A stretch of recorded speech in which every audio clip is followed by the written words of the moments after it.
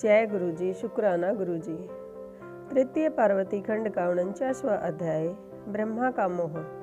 ब्रह्मा जी बोले, तब उस समय ईश्वर ने ब्राह्मणों द्वारा स्थापित की हुई अग्नि में पार्वती को गोद में बिठाकर हवन किया।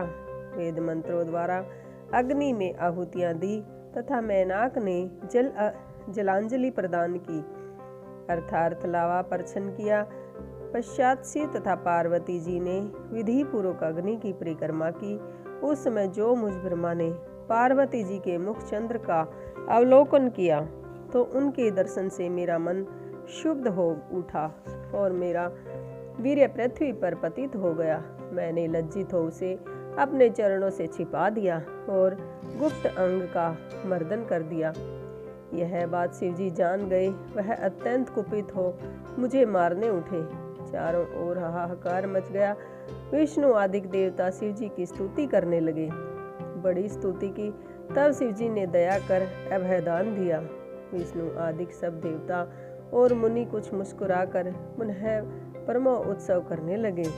इधर मेरा मर्दित वीर्य कण कण हो गया, जिससे हजारों बाल खिल ऋषि उत्पन्न हो तत्काल ही मुझे पिता पिता कहने लगे। इससे तुम कुपित नारद ने उन बाल खिलियों को गंधमादन पर्वत पर चले जाने की आज्ञा दी। वे शंकर भगवान को नमस्कार कर गंधमादन पर्वत पर तप करने चले गए और विष्णु आदि देवताओं से आश्रयित मैं निर्भस मर्द शंकर जी की स्तुति करने लगा। हाथ जोड़कर बहुत प्रणाम किया। तब शिव जी ने प्रसन्न होकर मुझे सृष्टि रचने का वर दिया। सबको आनंद हो गया। तृतीय पार्वती खंड का 49वां अध्याय समाप्त। जय गुरु जी। शुक्राना गुरु जी। ओम नमः शिवाय। शिव जी सदा सहाय। ओम नमः शिवाय। गुरु जी सदा सहाय। जय गुरु जी। शुक्राना गुरु जी। तृतीय पार्वती खंड का 50वां अध्याय। शिव जी द्वारा सिंदूर दान और कोहबर और स्त्रियों द्वारा हास विलास वर्णन। ब्रह्मा जी बोले, हे नारद, फिर तो मैंने मुनियों को साथ लेकर शिव आज्ञा से पार्वती और शंकर के विवाह का शेष कार्य कराया। उनका अभिषेक कर ब्राह्मणों का दर्शन कराया, हृदय स्पर्शी कार्य कराया। बड़े उत्साह से स्वास्तिक वाचन हुआ। ब्राह्मणों की आज्ञा से शिव जी ने पार्वती के सिर में सिंदूर लगाया। अब पार्वती जी की अद्भुत शोभा हो गई। शिव शिवा एक आसन पर बैठे। फिर मैंने आज्ञा दी कि दोनों अपने स्थान पर आकर मिष्ठान का भोजन करें। लौकिक रीति से लोक विवाह का सब कृत्य हुआ। शिव जी ने विधि पूर्वक आचार्य के लिए गोदान किया। अनेकों मांगलिक वस्तुओं का दान हुआ। अनेकों रत्न और करोड़ों प्रकार के द्रव्य तथा 100 सोने की मुद्राएं ब्राह्मण को दी गई। सभी देवता और चराचर जीव मन में प्रसन्न हो जय जयकार करने लगे। चारों ओर से मंगल गान और आनंदवर्धक बाजों की ध्वनि हो रही थी। मैं तथा विष्णु आदि देवता अपने अपने स्थान को चले गए। फिर हिमालय ने नगर की स्त्रियां शिव और पार्वती को कोहबर स्थान में ले गई। लोकाचार कर अनेकों उत्सव किए। फिर सब कृत्यों से निवृत्त हो सुंदर घर में दिवाले आई। कुछ पुलकित हंसी हुई। जय ध्वनि के साथ कटाक्ष करती हुई स्त्रियों ने गांठ खोली। अपने घर में शिव जी को स्थित देख सब अपने भाग्य की प्रशंसा करने लगी। नव दंपतियों को देखने के लिए स्त्रियों का भारी जमाव हो गया।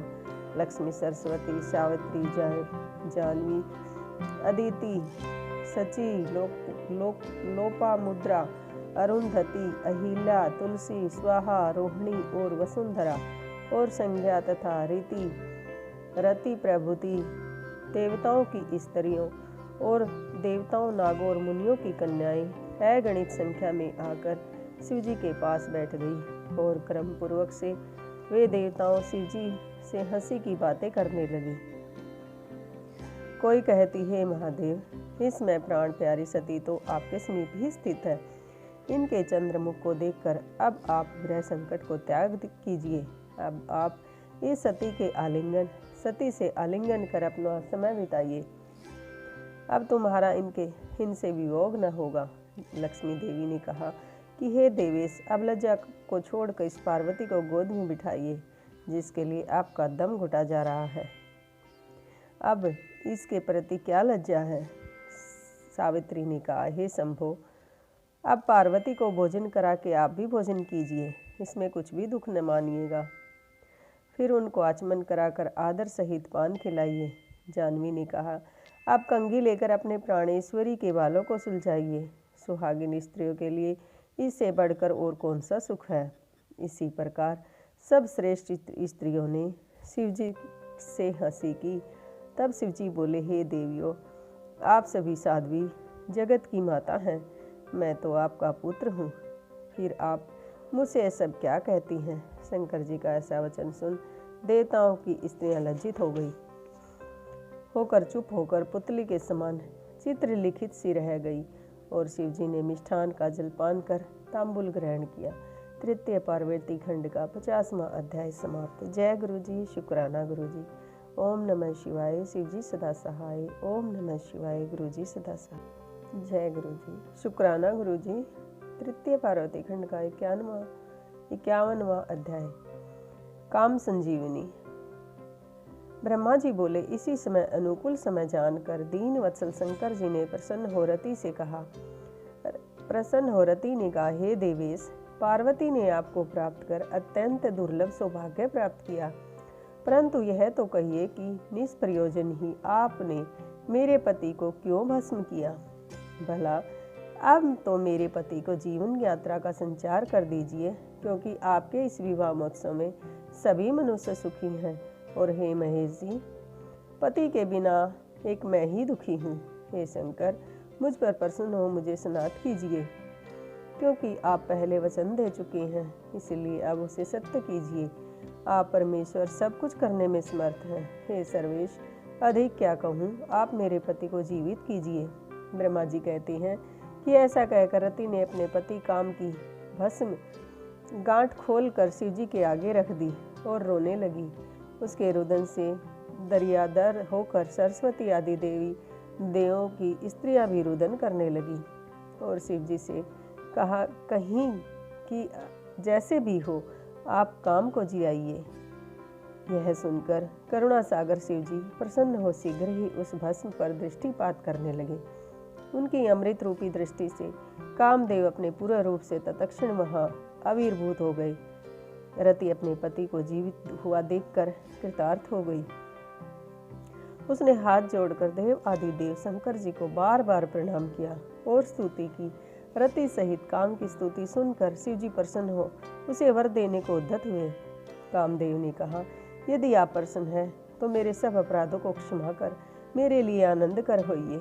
शंकर जी ने ओम कहकर हंसते हुए कहा, हे काम, अब वह छोड़कर विष्णु के समीप जाकर उनके साथ स्थित रहो। काम ने बाहर आकर स्थिति की। देवताओं ने शुभ आशीर्वाद दिया। शिव जी की कृपा से सबने काम का बड़ा सम्मान किया। जय जयकार का शब्द हुआ। पश्चात शिव जी ने अपने वास स्थान में जाकर पार्वती को अपनी बाईं तरफ बिठाकर उन्हें मिष्ठान भोजन कराया और पार्वती ने भी प्रसन्न होकर वैसा ही किया। फिर लोकाचार की दृष्टि से मैना और हिमालय से पूछकर शिव जी जनवासे को चले गए। उनके चलते समय उन्होंने अनेकों उत्सव और ध्वनि हुई। सभी प्रकार से बाजे बजने लगे। अपने स्थान में आकर शिव जी ने सब मुनियों को प्रणाम किया। पूर्णतः लोकाचार दिखाया। मांगलिक शब्दों और विघ्ननाशक वेद ध्वनि से आकाश गूंज उठा। उस समय शिव जी में ब्रह्मा, इंद्र और ऋषि मुनियों सहित सभी देवता और उपदेवता पृथक पृथक शिव जी की स्तुति करने लगे। सभी ने उन शंकर भगवान महादेव त्रिलोचन और निर्गुण स्वरूप निष्काम की जय जयकार की। तृतीय पार्वती खंड का 51वां अध्याय समाप्त। जय गुरु जी। शुक्राना गुरु जी। ओम नमः शिवाय। शिव जी सदा सहाय। ओम नमः शिवाय। गुरु जी सदा सहाय। शिव महापुराण के अगले अध्याय के लिए चैनल को सब्सक्राइब करें।